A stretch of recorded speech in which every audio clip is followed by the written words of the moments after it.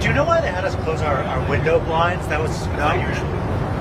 Well, yeah, because you're, probably on a dangerous flight because of the sleazebags that we have to deal with. So you think that Iran was possibly thinking of trying Well, I mean, if they asked you to close your windows, probably they'd feel that way. They didn't ask me to close mine, but if they did, I would have done it. These are sick people, so I could see something like that. I didn't know they did that, but I could see something like that. Were you aware of any credible threat by Iran against Air Force Well, I have One? a threat all the time. I'm number one on their list before you. But if I go, you go, right? But was there a So specific perhaps someday you want to change professions. What do you have, Daniel? CENTCOM posted that there are strikes ongoing in Iran. We just hit them very hard. And I say we hit them 20-1. Every time they hit us, we're going to hit them 20. And we did it last night.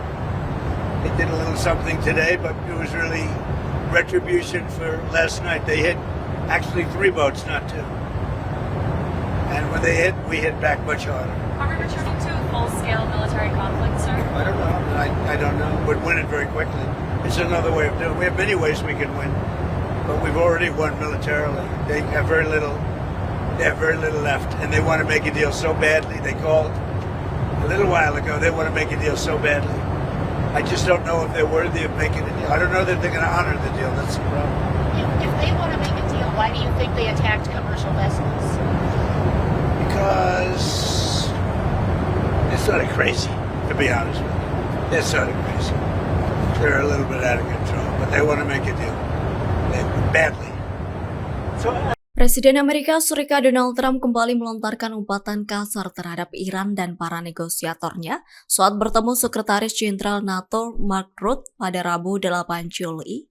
Trump menyebut mereka adalah sampah dan enggan untuk berurusan dengan pihak tersebut. Menteri Luar Negeri Iran Abbas Araghchi langsung memberi respons umpatan kasar tersebut melalui akun X pribadinya di hari yang sama.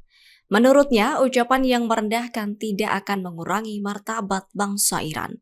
Ia menegaskan rakyat Iran dikenal memiliki budaya, sopan santun, dan nilai moral yang kuat.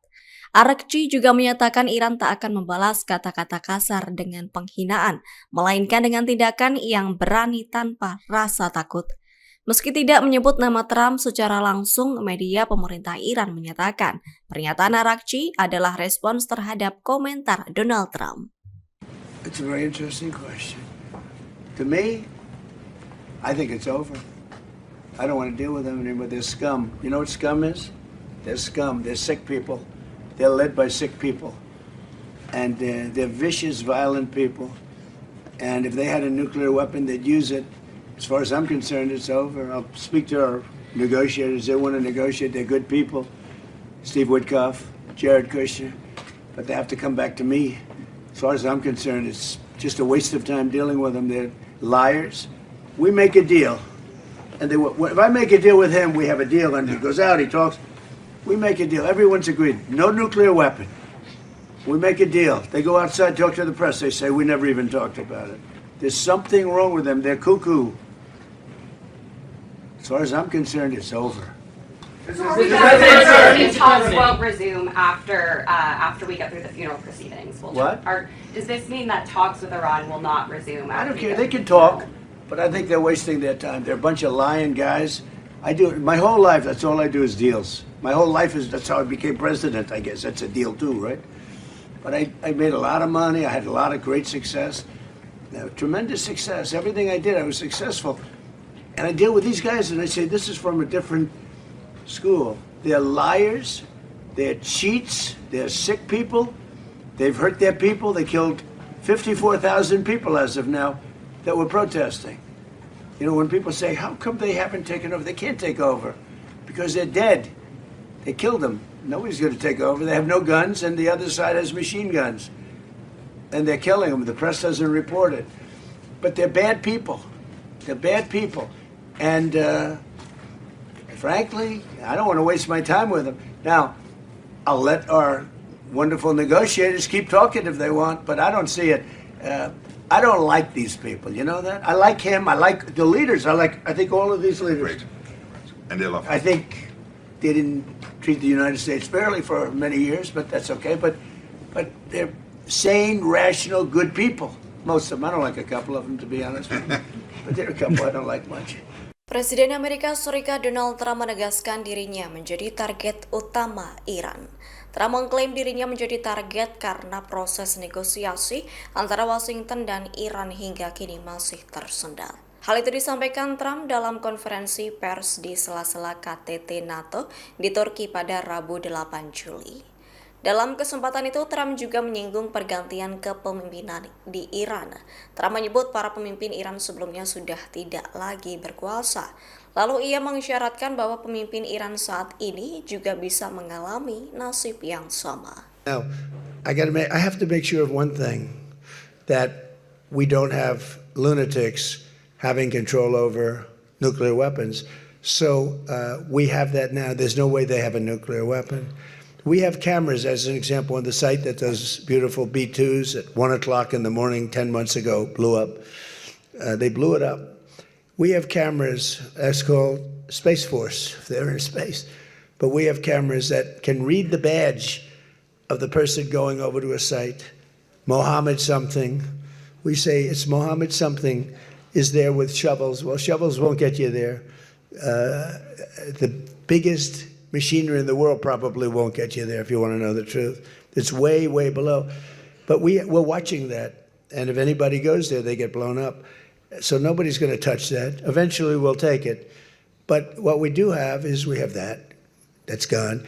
If we wouldn't have had that, they would have had a nuclear weapon and they would have wiped out Israel. If I weren't president, Israel wouldn't exist. And we did it 2 times. When the JCPOA, the Obama deal, when that was originally conceived, everything went to Iran. 1.7 billion in cash, hundreds of billions of dollars. They thought they could buy peace with these people. You can't do that. So the big thing we have is, more important than anything we can talk about, is you can't let lunatics have nuclear weapons, and we've stopped that. And that should have been stopped on a couple of other occasions too with different countries, but they didn't do that. Yeah, please.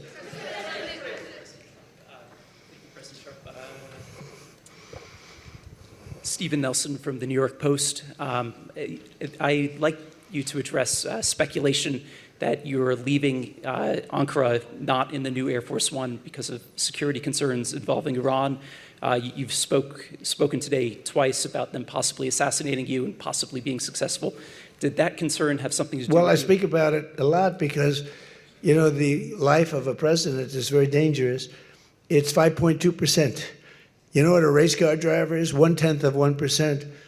A bull rider, that looks pretty dangerous to me. It's 1/10 of 1%. No, it's 5.2% is you don't make it. You should have told me, you're an excellent reporter. You should have told me that years ago. Maybe I wouldn't have run. It's a very dangerous profession. No, I'm number 1 on the kill list for Iran. They're lovely people. I'm number 1. So I don't know. I can't tell you that, but I don't really care because I'm doing my job and I'm doing it, I hope, better than anybody's ever done it, because we have a country that's hot and really, really successful. But I mention it only because it's on the list. I mean, it came out. There was another list came out yesterday, and I'm number 1 on. I like being number 1 on TikTok better, but I'm number 1 on the list for killing. Keputusan Presiden Amerika Serikat Donald Trump yang memilih berganti pesawat saat melakukan perjalanan dari Turki ke Inggris pada Rabu 8 Juli menjadi sorotan. Dalam penerbangan di tengah ketegangan dengan Iran, Trump memilih menggunakan Air Force One yang lebih tua. Jadi ia meninggalkan pesawat baru hadiah dari Qatar. Trump beralasan keputusannya ini karena pertimbangan keamanan. Diketahui selesai tiba di Inggris, Trump kembali menaiki pesawat Air Force One yang baru di pangkalan Angkatan Udara Ralph Milden Hall untuk melanjutkan perjalanan pulang ke Washington. And what was really determined is the country's doing very well. We've made a lot of good trade deals with Turkey, and they've been a very good partner. He's been great, by the way. President Erdogan's been great, and I hope you had a good time. Any questions? Mr. President, what was the security concern that caused us to change planes? What was the security concern that caused us to change planes? We sent this one in so that the Air Force Base here was in the same exact line. So you saw, did you see the picture? We did. Hundreds of pictures, hundreds of people. Let me see that. Oh, yeah. You can't see it too well, but there are hundreds of people out there. So they wanted to see. So they came a little bit early and we switched planes. So you're saying there wasn't a security concern? No. And Why was would there they? any other issue? No issue? No, except we sent it a little early. Same line going back. We sent it a little bit early so that we could let them see it. The base, the whole base came out and saw the plane, and then we landed. Do you know why they had us close our window blinds? That was unusual. Well, yeah, because you're, probably on a dangerous flight because of the sleaze bags that we have to deal with. So you think that Iran was possibly thinking, trying Well, I to... mean, if they asked you to close your windows, probably they feel that way. They didn't ask me to close mine, but if they did, I would have done it. These are sick people, so I could see something like that.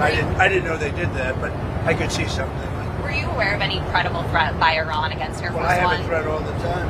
I'm number one on their list before you. But if I go, you go, right? But was there a So specific threat today? perhaps someday you want to change professions. What do you have, Daniel? CENTCOM posted that there are strikes ongoing in Iran, so can you give us We just hit them very hard, and I say we hit them 20-1. Every time they hit us, we're going to hit them 20. And we did it last night.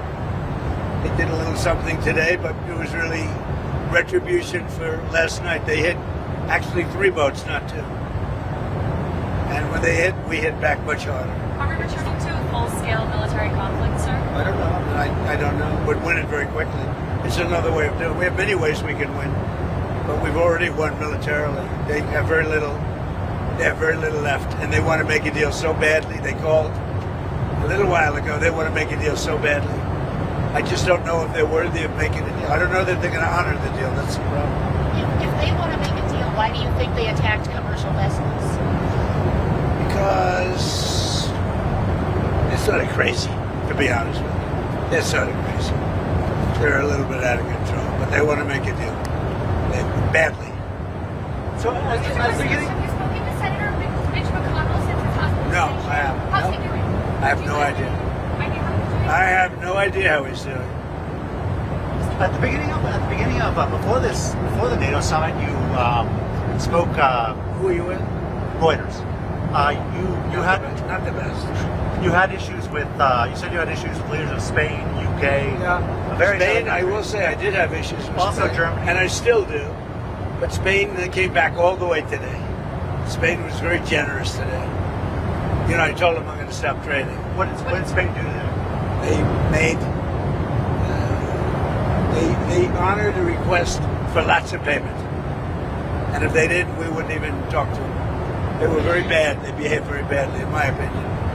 But there was great unity in that room today, the NATO room. It was pretty amazing, actually. There was something very good about it. I actually wish the press was able to stay. Now, they may have been different if the press was there, but there was tremendous unity and togetherness. It was quite nice. Sir, are you going to pull more U.S. troops out of Europe? And if so, how many and where specifically? I haven't made that final determination.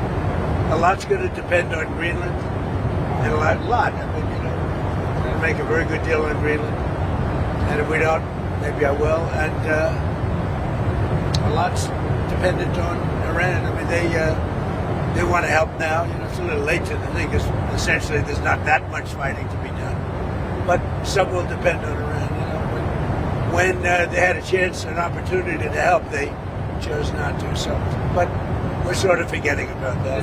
And now they want to help. They all want to go in. They want to help on Iran so badly, but we don't really need help. It's little things, but we don't really need help. Did President al-Shara make any commitments to you on helping with Hezbollah in Lebanon? Yeah, he did. What did He's done a great job. He's unified Syria, the president. I'm not going to say what he said, but yeah, he did.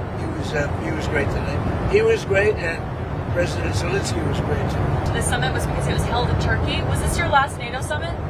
No, I think they came a long way today. They made some concessions, and I think NATO came a long way today. And one of the things, we shouldn't be paying for the kind of money we paid for. No president. I did in my first term, but Biden immediately gave it back. No president should be having to pay the kind of money we pay. And again, we're really there for protecting them, not for protecting us. So it was ultimately it was protected against this protection against the Soviet Union, now Russia. but it was against the Soviet Union. And, you know, honestly, we're very far away. We have an ocean separating us. But we'll see. The meeting today settled a lot of things. It was a very, very good meeting. And people understand that the United States we've been treated very unfairly. And then on top of that, they weren't there for a really de-nuking, because it's really not a war so much, it's a de-nuking of Iran, denuclearization of Iran. Right? So this is all about taking nuclear weapons, not allowing Iran to have nuclear weapons, and everybody should like that, even you.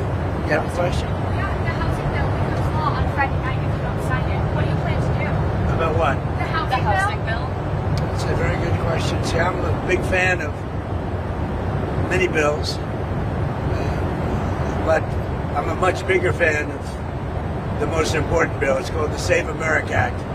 It's voter ID, it's proof of citizenship, and it's no mail-in ballots, other than it would be very, easy on this, frankly, but military, illness, disability, vacations, you can't get there, you're away, business. But other than that, you should go and vote. And if you don't, people cheat.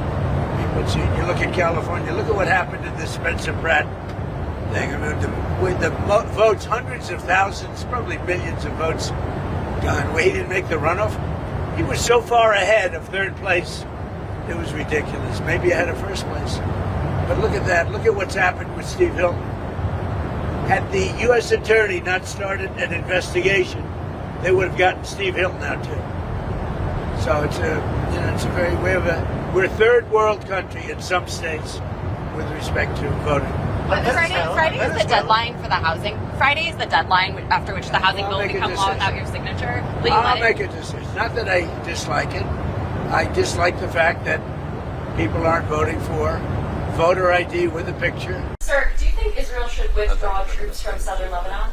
Well, I talked to Bibi about that. Yeah, I think they're going to. I think they want to. I don't think it's a question of me. I think it's a question they want to. And they're getting along with Lebanon. They're signing deals with Lebanon. First time ever. Marco, talk about that if you'd like. Yeah, we have an agreement that, and that's the goal at the end. Obviously, Israel's concerned about their security. But the president did a great job bringing those two countries together for the first time. It's a big thing. First time in many years, right? So we have a deal with Israel and Lebanon. And, they'll leave. And I think it's going to work out very well. He said that everyone has imperial ambitions on neighboring countries, presumably including Syria. Well, he hasn't been involved with Syria. If you think, he hasn't been involved with Israel at all. And he's left it alone. I wouldn't say he's a friend, because he's not a friend of, as you know, of Netanyahu, of Bibi. They don't get along, I think. But, for me, he's been great. Look, Turkey's been fantastic and a fantastic ally. They're also a NATO country. And Israel, we've done, no president's done as much for Israel as I have. Nobody even close. If you look at, just look at all the things with Jerusalem, all the different things that we've done.